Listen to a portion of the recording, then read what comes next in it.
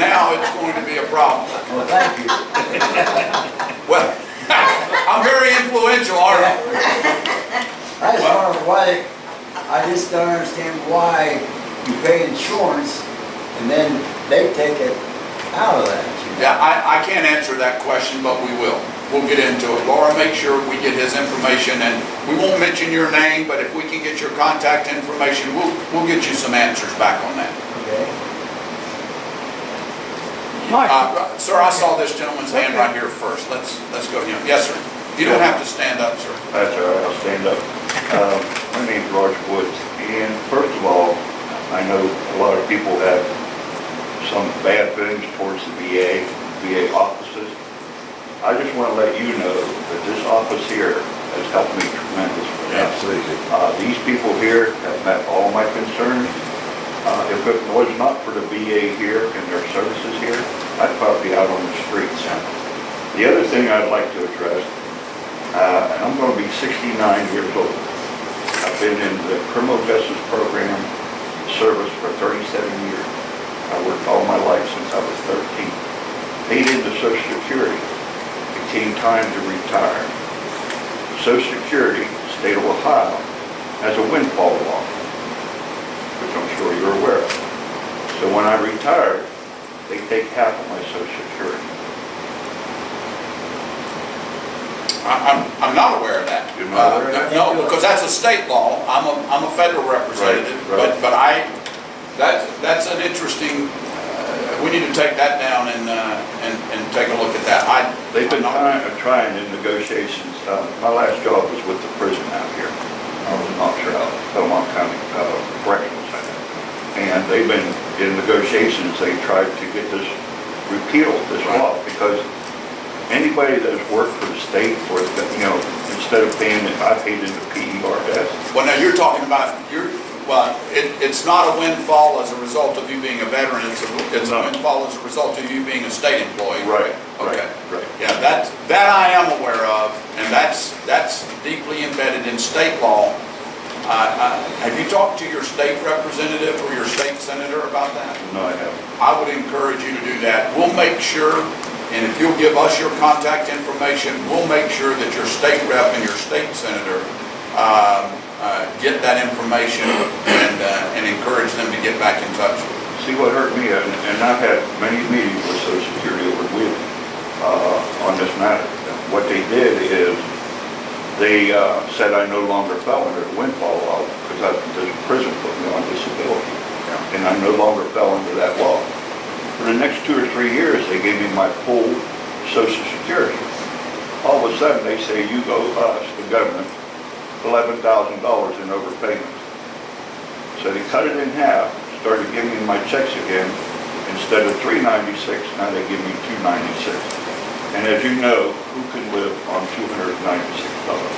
Luckily for the VA, I get a disability pension, non-service connected, which helps me out. Now that may be something that we can help you with. I'd like to get more detail on your situation, because you're talking about your federal Social Security check. Right, yeah. And then one other issue. When I started getting my disability, I owed a bill for medicines up at the VA in Pittsburgh. They wrote me a letter, set up a payment plan, and this is the only bad thing that's ever happened to me through the VA, saying that they set up a $50 payment. So I'm thinking, come the 1st of December, instead of $600, I'm going to get $550. Well, they took my whole check. Took the $606. I Paid off the whole thing. Took out the whole thing. The next month, they took 2/3 of the check. Now, of course, now I don't pay for my prescriptions. And I wrote a letter. Mr. Brown's office tried to help me. Of course, the government says once we got the money, we keep the money. Yeah. Oh, yeah. Washington's not going to give you anything back. Oh, no, I know that. Yeah, I understand that. Yeah, if somebody could help me just deal with the Social Security, I would appreciate that. We'll take your name and information today, and we'll do that. Okay. Let me go back to your first comment, though, about this particular veterans office. When I talk about the VA, I am not talking about and I mentioned earlier, there are some pockets of excellence.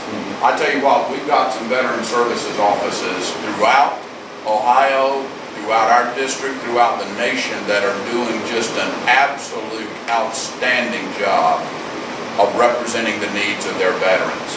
They are the ones that are fighting on the front lines with the big medical centers, with the VA processing centers, with the claims backlogs. So I appreciate you clarifying that. There are some really good veteran services offices, and this is one of them.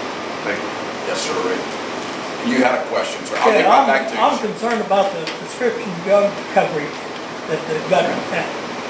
They raised mine $2 on a 3-month supply. That went from $27 to $29 for prescription.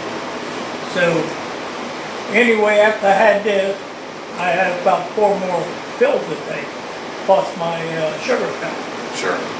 Okay, the metformin cost me 23 times 9, $27 to the veteran.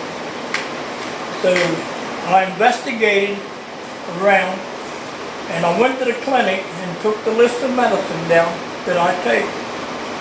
And I am paying 1/2 what I pay the veterans. 5 prescriptions at 27 is how much? That's 100. Oh, now you're challenging me. I'm gonna have to get on my It's calculator. 130 something. I get the 135, metformin, I get metformin for 90-day supply for $10. So I had to leave the veterans for the simple reason that I am saving over half of what I paid before. It cost me $400 and some, almost $500 to take my medicine to the veterans. I can get it here at the clinic for about $200. So I'm saving money, and I left them. And another thing is, just like I have to take cumin, to keep my blood thin. Right. So because of my heart. Yeah, some of us are thick-headed, some of us have And thick blood. anyway, they wouldn't take that unless I come out there and get blood every week, every so often. But that's wrong, because if you have a heart doctor taking care of you, and they say, bring your prescriptions in and we'll fill them. Well, they wouldn't fill it unless I go out here every month and get them. And gee whiz, I don't need 2 stabs a month, one from the heart doctor, one from them, to make sure. You would think they could use your doctor's report. That's what I thought too, but they said, no, you can't do that, we can't do that. And But that's an that. example of the So fact. I just dropped it to the veterans, and the veterans will know if they check. And $9 for prescription is too much, because they're charging you for, like, if they can sell it to you for $5, $10 for 90-day supply, why would you want to pay 27? Yeah. You know, they're not looking in to see what the medicine costs. They just got a rate set, and that's it. You pay it.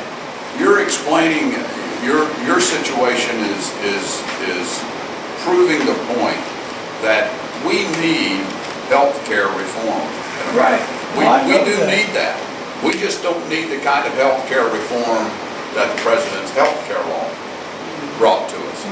The complexities that you're talking about between the providers and the drug providers and the insurers, it is so complex and so convoluted. And Washington has picked winners and losers for so long that it's such a mess that nobody can make hide their hair out of it. I can tell you that that's one of our concerns. We want every American and every veteran to have access to high-quality, affordable health care. I understand. And we're going to continue to work on that. But do we have it? Yeah, No, we no, we don't today. Right. We don't today, and it's getting worse under this health care law. Well, Absolutely we have is. to get on something. This gentleman right here has a question.